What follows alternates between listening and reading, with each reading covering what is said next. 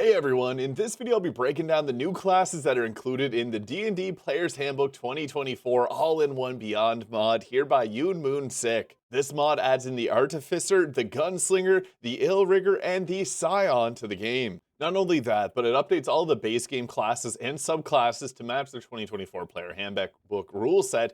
It also adds in 30 new subclasses. We'll be breaking out all of that in this video. Mostly just focus on those 4 new classes. I also want to quickly just say at the start that there is mentioned new races here, and console players, a lot of confusion around that. This is if you were to select a new character and start as a human, they get the versatility, they get to choose from a bunch of different features from these races here, but it doesn't add any new races technically to the game. Just wanted to get that out of the way as I've gotten a lot of comments regarding it. Now, the 4 different classes they add in are the Artificer, the Gunslinger, Illrigger, and Psion. Just a brief overview. The Psion is like a psychic-focused caster with a bunch of different abilities. I'll be going over the subclasses as well when we go in depth. The Illrigger is kind of like the antithesis to the Paladin. It's like a Hell Knight. You get a bunch of different seals, which you can stack up on enemies and burn and detonate them. The Gunslinger, I previously did a video yesterday on the Deadeye subclass. It has 6 different subclasses. It's focused on using guns, and what's cool about it is you get to choose a musket or a pistol at the start here, and you can purchase them from Damon and other traders. And finally, the Artificer. I think everyone is aware of what this is. Kind of like an intelligence-based half-caster that's focused on either summoning in different machines. I also want to quickly mention that there is a very in-depth Artificer mod in the works currently, so you can expect to see some more great Artificer stuff coming. But I'm first going to dive in here with the Artificer. Now, it also adds in new cantrips to the game. So what's great about this is it also works with Mistress spells, but has things like Sword Burst, Spare the Dying, Lightning Lure, Thunderclap, Green Flame Blade, and even the 2024 version of True Strike, which can turn your damage into Radiant if you want to. But we'll be focusing on the class and abilities from them in this video. Now, I do plan to do some future videos just because this mod is massive. I was planning out the video and it would honestly take a few hours to do, so I just want to put this all together in more concise bits, and today's the classes, so expect to see more content. But the Artificer at level 2 here, replicate magic item. You get to choose 2 of these here. So you have the Plans of Warcraft, letting you create weapons or craft armaments, returning weapon, Wands of War at higher levels to let you do the legendary Flame Tongue. There's a Plans of Safeguard, which lets you craft in armor, mobility, which gives you boots that can give you extra jumping and preventing fall damage, and the Ring of Free Action, which will let you move around without being slowed down. One of the best items in the game. It's actually not even a mod, it's in the base game. And the Plans of Innovation here, which gives you a few different items like the Lantern Revealing, other utility-based things. And also Tash's Caustic Brew is included with this, but you get a bunch of other spells. So level 3 being the subclass choice. So this one actually includes a different subclass we haven't seen on console before, but the Artificer has the Alchemist, Armorer, Artillerist, Battlesmith, and Cartographer. Now, the Alchemist is mostly focused on creating potions and different things related to alchemical solutions. So you can create explosions, you get a few different spells there. This is kind of like a utility support type class. The Armorer can create its own magical armor, which can enhance its abilities. This class also gets the extra attack at level 5, which is really nice to have. This one's a little bit tankier than the others. It plays kind of like some of the other classes we have in the base game. The Artillerist is kind of like the Gunslinger in a sense that it's the half-caster, it's magical, it's kind of an interesting one, but you summon down the Eldritch Cannons, which you can spend, they can actually attack enemies with, or you can imbue your own hand crossbow with that. And there's a few other spells like Shield that you get too. And the Battlesmith. This one gets you the ability to create a Steel Defender here like Bernard. You also get some Arcane Empowerments, which lets you use your Intelligence modifier instead of Strength or Dex. And some spells like Shield. And the Cartographer, which we'll be focusing on for this video. I don't have enough time to go through all of these. I just don't want this video to be way too long that people not care about it. So we'll just be focusing on one subclass here, and I will do builds on the future ones here, but I also have builds for these based on the other mods that are available. The Cartographer gives us the Adventure's Awareness proficiency bonus added to Initiative and Can't Be Surprised. So like Diet Alert, really good. Fairy Fire without a spell slot, Portal Jump, which lets us jump around 9 meters. Guided Precision. Whenever we hit Fairy Fire on an enemy, we get to add our Intelligence modifier to the damage roll or the spell, and it no longer requires a concentration to cast. We also, at level 9, we get the Ingenious Moment here. When you use your Flash Genius, the creature can, as a part of the same reaction, teleport up to 9 meters in unoccupied space you can see. We get that concentration-free Fairy Fire and Portal Jump abilities there alongside Guiding Bolt. So this is kind of like a support-based class as well, in an interesting way, like you're guiding the way, almost like a Sire Druid in a sense. As we continue to level up at level 5, we get the Guided Precision there that I spoke about previously. We also get Mind Spike, the spell, as well as Misty Step. And you get a really nice selection of spells again. There's more spells added into the game here. At level 6, you do get to take another replicate magic item here as we increase in level. Level 7 gives us the Flash of Genius. When you are a creature you can see fails a saving throw, you can use your reaction to add a bonus to the roll, potentially turning it into a success. The bonus is equal to your intelligence modifier. We get that teleport here at level 9, but we also get Call Lightning and Sleet Storm alongside more spells like Flame Arrows, which is really cool. You can imbue your weapons with fire, extra 1d6 of fire damage. You can put this on a teammate as well. There's also things like Ashlar and Stride, and many other D&D spells are included with this mod. And level 10 gives us the final option there. Level 11 gives us a spell sorting item. You can sort one first to third level Artificer spell in a weapon or spell casting focus that a humanoid creature can wear. A creature holding this item can use the action to cast that spell. Only one such sorting spell can be held by a creature at a time, and you can use this a number equal to your intelligence modifier.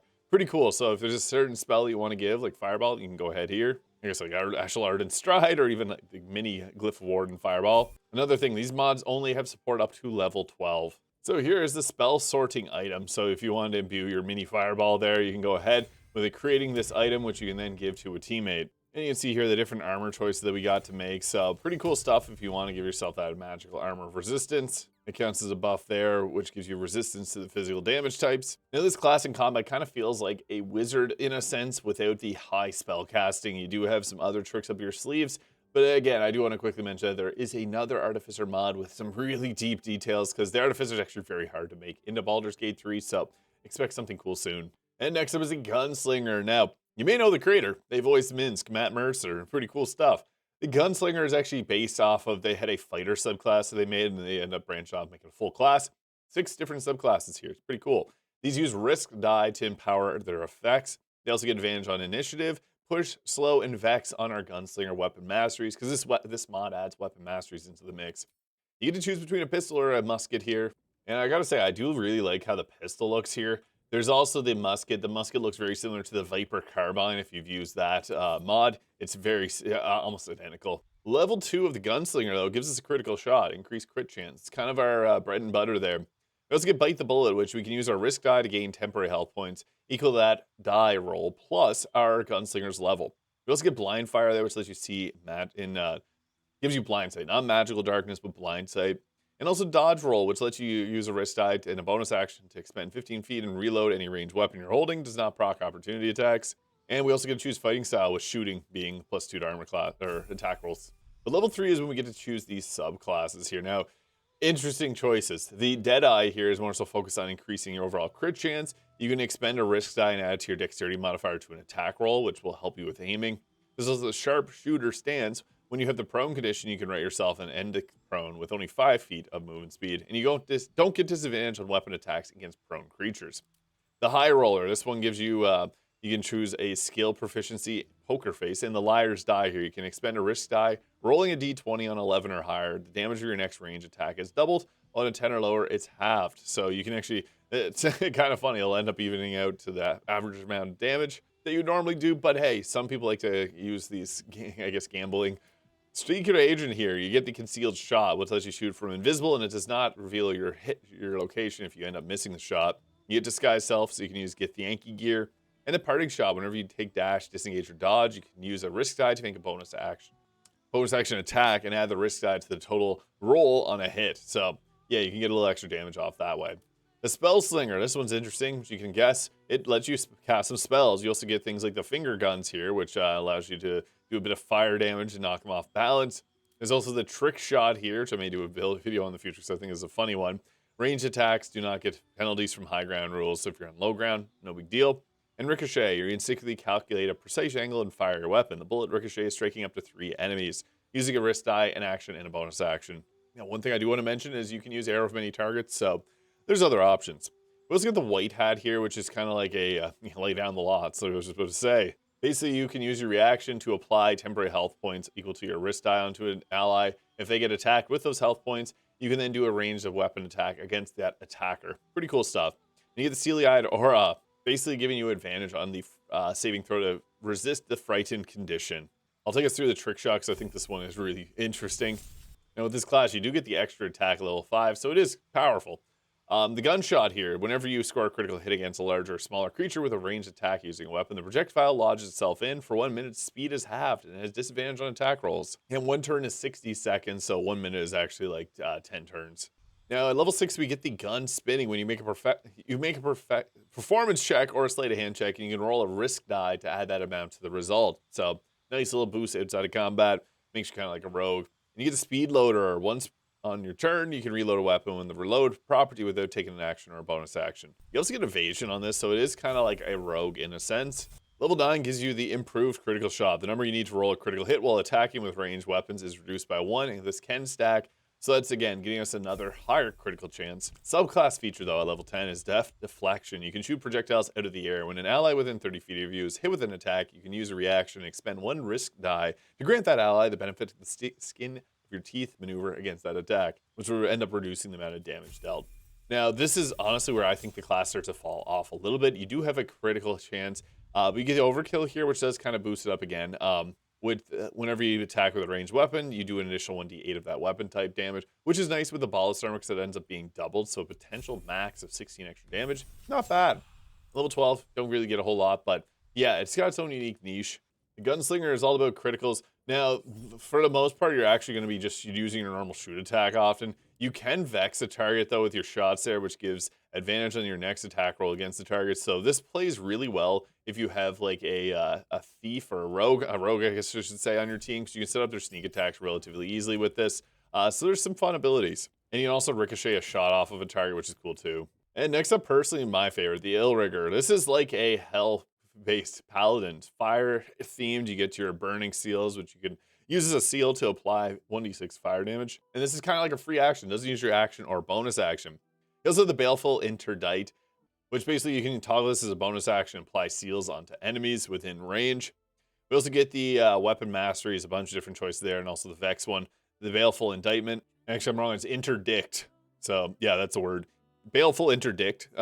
You can basically place your seals on weapon attacks. And there's also the Forked Tongue here, giving you advantage on insight checks.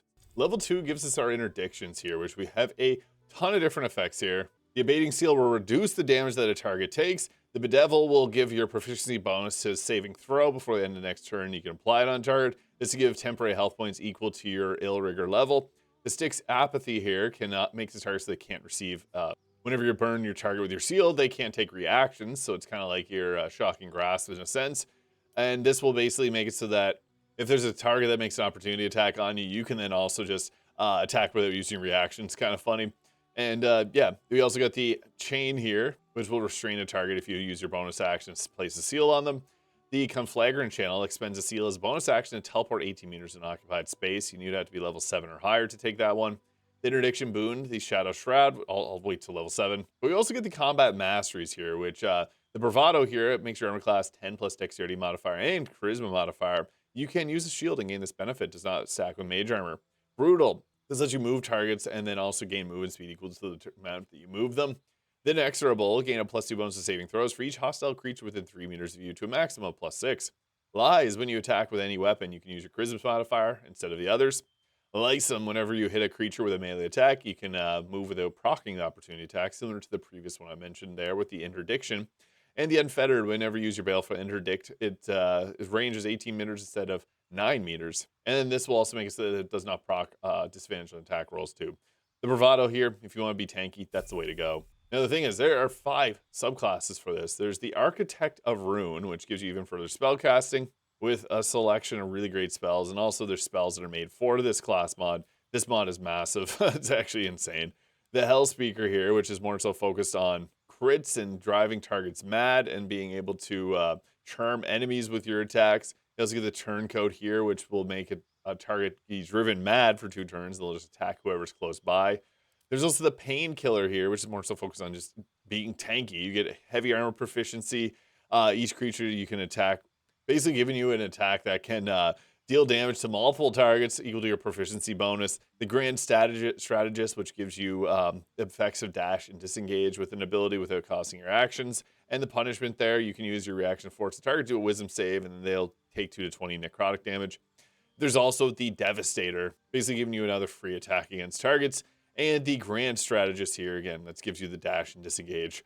The Sanguine Knight here, which is Blood Knight, basically giving yourself healing on yourself. As a bonus action, use your Invoke Heal.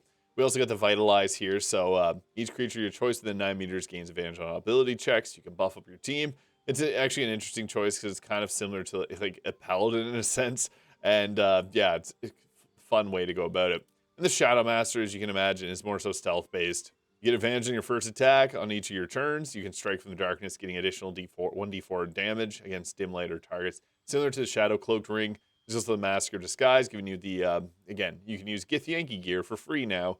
And the No Escape, basically you can slow a target if they end up failing a charisma save against the spell that you use on them as a bonus action. So Shadow Master is great for hunting down targets. Each of them's got its own unique realm, and I'll show off this build here. You can choose out change any of the interdictments or combat masteries at any level. This class also does get an extra attack too, so quite strong. Doesn't have smites, but it has a whole lot of others. You get the Infernal Conduit here, level 6. So you basically use this to heal yourself for the you sacrifice your health, you give the target the same amount, or you can use Devour. The target will take necrotic damage, and then you gain the amount that was dealt to them. Now, I just recently actually did a modded build, or a modded subclass that I made called a Heartsworn Knight. It is something similar where you can heal from the damage that you dealt, so I'd recommend checking that out too if you're curious. It's not on console currently if you're a console player, but my other two, the Winter Spirit Bard and the Pizza Chef Monk, are available. It's a quick little mention there, but you also get to choose another indictment here, or interdiction here, whenever you hit level 7, which lets you take some of the higher level ones here, like the Shadow Shroud, which can expend a seal as a bonus action to give you a +2 bonus AC for 10 minutes. So that lasts for 100 turns, technically. Unleash Hell, which will make it so that you can do a huge fiery attack if there's a target that has the interdictment on them. There's the Vengeful Shot, which you can use a seal to make a ranged weapon attack, and if it hits, it deals extra damage equal to half your Illrigger level. This Onslaught, whenever you burn a seal, you can make one weapon action as part of that action. It's pretty nice. Flash of Brimstone. This one will make it when you place a seal, you can activate the boon to magically teleport within 5 feet of the target, and the Soul Doom. You use your bonus action to place or move a seal. You can source the seal into a target's soul for 1 minute whenever they take damage. They take additional damage equal to your proficiency bonus. So that'll be 4 extra points of damage at next level, or level 10. It'll only be 3 points of damage at this level. So yeah, you got a lot of different options here for depending on how you want your build laid out. I also like that they lay it out so that you can see all the effects at earlier levels, so you can kind of plan ahead with what you want to do for your build. Level 10 gives us the blood price here, so you can expend one of your hit die, rolling it and adding the number to the result of the save. Hit die are also added in this mod, so it's something that's not normal, or not normally in the base game of Baldur's Gate.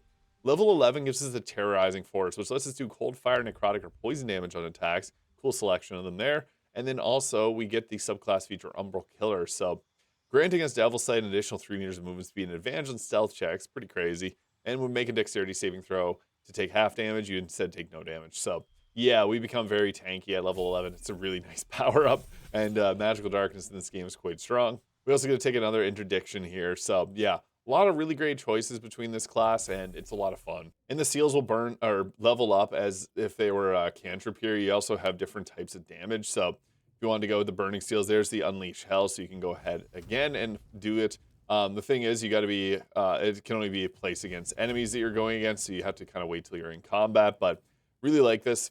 Again, you can also sacrifice your health. So if you wanted to reduce your health by half, you can then pop away, damage yourself, and then give it to a target. Love the VFX there, and you can see we end up taking half that damage as, yeah, it is just straight up damage. It doesn't say what type. And then this, the Strike from the Dark, you have to have that advantage, but it does add additional damage, kind of like a sneak attack. So you do have a lot of really cool tricks up your sleeve. I'll be posting a build for this later today. And finally, the Scion. This one has some fun subclasses like the Telepath, Psykinetic, Metamorph, and more.